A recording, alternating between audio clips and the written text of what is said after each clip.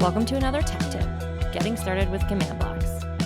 Today we're going to explore one of Minecraft Education's coolest tools, the command block.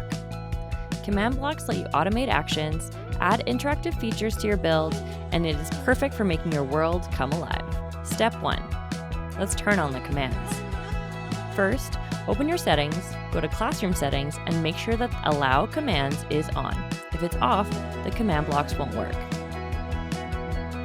Step 2. Get a command block. Open up the chat bar and type /give @P for closest player or @S for self, command_block.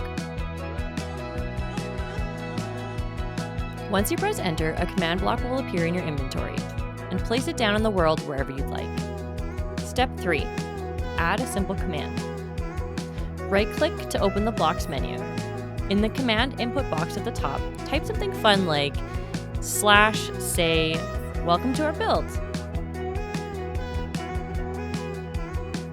and then exit to click done.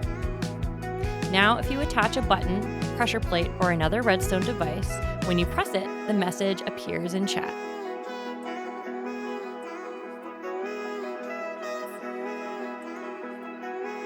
Now let's get a little creative. We can use our command blocks to control the lighting by using /time, set day or night.